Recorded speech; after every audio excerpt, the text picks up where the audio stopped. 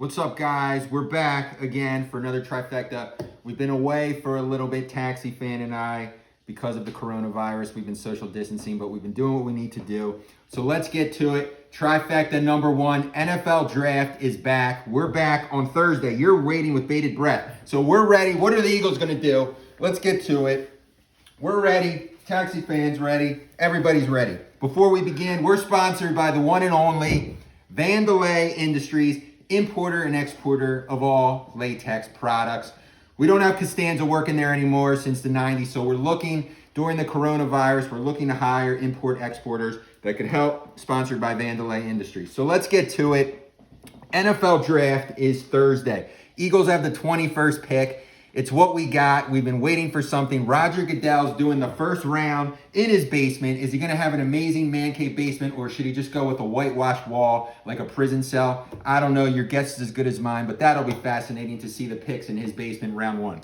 Eagles have the 21st pick. What are they going to do? I think they're going wide receiver. However you look at it, this is what I'm thinking. I think Howie Roseman is head over heels for CeeDee Lamb from Oklahoma. I love that guy. I actually think I see a lot of resemblance from Juju Smith-Schuster from the Steelers. I think he's a stud. I think what it's going to take, he's going to have to trade up. You're not going to get him. No chance. No way, Jose, you're going to get him at the 21st pick. You're going to have to trade the Eagles' first pick, 21, their second pick in the 50s. Probably 5th or 6th round pick this year as well as a 3rd round pick next year. That might get you the 10th or 11th pick. The Browns have the 10th, the Jets have the 11th. Would you do that? Those 4 picks, 3 this year and 1 next year, to get the 10th or 11th pick and draft CeeDee Lamb? If you can make that deal happen, I do that in a second. I think CeeDee Lamb resembles Juju Smith-Schuster, like I said. Now, the other things I've been telling you guys, if you listen to the Trifecta early on, I was saying Zach Ertz or Dallas Goedert might be traded. I could go either way.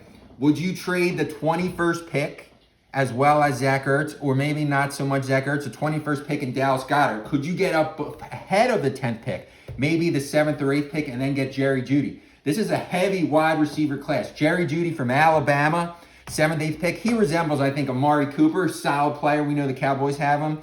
And then if they stay put at 21, I know you're waiting for this, right? Justin Jefferson, LSU, solid college player, but a project. I don't know if he's going to pan out or not.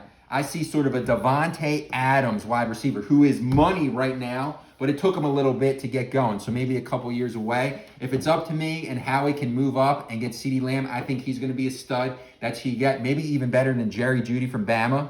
But I'll take either of those guys. Maybe they throw Dallas Goedert in and the first pick to move up, get Jeudy, or even they want CeeDee Lamb regardless. But that's crazy. We'll see.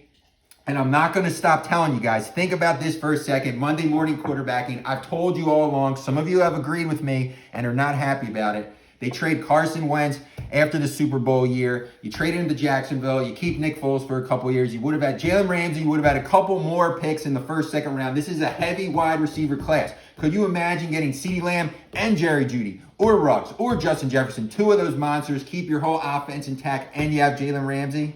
And then what do you have? You say, I don't like Nick Foles. I don't like him either. But maybe, you know what? Phillip Rivers for a couple of years till you find your next guy. Cam Newton till you find your next guy. There's plenty of options, guys, that were there. But you know what? We got Carson now, so we'll see what happens. Let's see if we get CeeDee Lamb. Trifecta number 2. What do we have? We have no NBA. We didn't have March Madness. I know, it kills me too. We got Vandalay, but you're okay with that. So what do?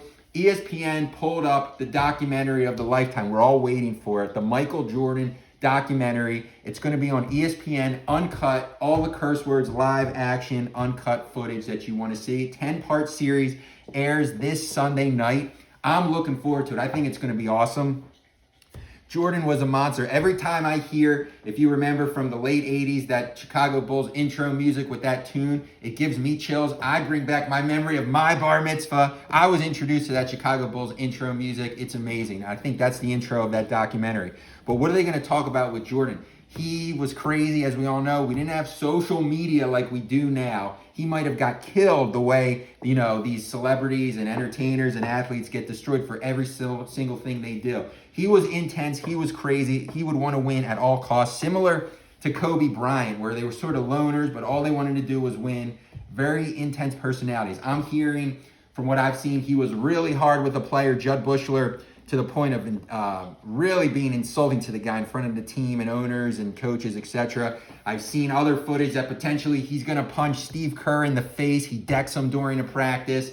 I've heard other footage where he was with the Wizards back in the day. This is about the Bulls, but where he was gambling in a shootout with Richard Hamilton and was owing Richard Hamilton 50 grand and refused to leave to go to the next NBA game that night until he could break even. Then there's the talk, obviously, the conspiracy theories. He wins 3 championships. Then his father passes away, right? It's exciting, I know. His father gets murdered driving down in the South Carolina, Georgia, wherever he was down there. And they're saying, did that have to do with gambling debts or anything like that? Was it his father was involved with some bad guys or Michael Jordan?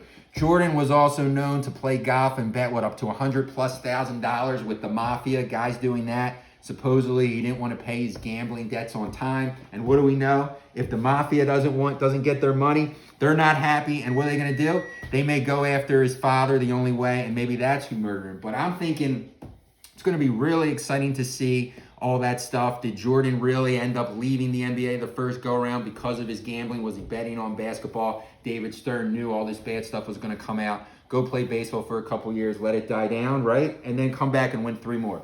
Anyway, that was exciting. But then we got a new sport, Trifecta number 3. Vandalay Industries supports it. The new sport is 90 Day Fiancé on TLC. We have no sports, so we're searching, guys. And I know I've heard from a lot of you. You've watched it. The couple of the century is Ed, Big Ed, who's really 4 feet 11, and Rose. Big Ed's 55 years old. Rose is from the Philippines. She's 23. She's got a 4-year-old son named Prince. We've seen episodes lately, and what is going on? Rose is taking Ed to her hometown in the Philippines, in the jungle, to see how she lives. They sleep on the floor. They don't have any windows. They all shower out of a bucket. If you've seen all that, I think Ed said, when I came out here, I knew it was going to be tough because I have a very rare skin condition that I need any types of sheets, 1,000 count or over. And he shipped over the sheets, but they never came, and he was screwed. He was not happy. All he does is he sweats nonstop. He's a sweater, as Taxi knows, and it's not entertaining. But we see he ends up showering with the father of Rose, out of a bucket and a hose, goes to the pig farm. It's interesting to see if that ends up going anywhere. My gut, and if I'm betting on it, if I can, I'm going to say, no way, Jose. It's not going to happen. So that's what you got on the Trifecta. And we got some bonus coverage, guys. It makes me think, what are we doing now? Online dating, Bumble, Hinge, JDate, JSwipe, the League, all that good stuff, Match.com. You can't go anywhere. Everything's shut down. So I was thinking, today I was at Home Depot, deep in South Philly, and I had the craving for Chick-fil-A. So we're out there in Chick-fil-A, and we get to the line by the IKEA. If you're familiar with Philadelphia, South Philly on Delaware Ave, there was, I kid you not, 60 cars in line in the drive-thru to go to Chick-fil-A. It was crazy. So what did we do? We went to Wendy's, 3 cars, no worries. We got a couple junior bacon cheeseburgers. We got a Frosty and some fries. Split a $20 bill, break up a $20 bill on that. Decided to go in the IKEA parking lot, turn the music on, put the window down with the breeze. We had a nice day. I was thinking, that could be a nice date. Chick-fil-A, you meet a nice girl. Chick-fil-A or Wendy's, you meet there, you're separate cars, you buy your own food. Separate 6 feet distancing with your cars with the music. I think very romantic. You bring a bottle of wine, each you have your own booze or a 6-pack, whatever you want to do. Or actually not, because you're driving, so you have, some ginger ale. But, I think that's what you do. So that's from words of wisdom or whatnot from Taxi and I. We talked about it. So that's what we got, guys. We're going to see what's going on with the draft, with the documentary with Michael Jordan. Vandalay Industries, he's looking for more guys to help sell the latex. We'll see. Everyone have a good quarantine weekend. Social distancing at best. V Productions. We're out of here, guys.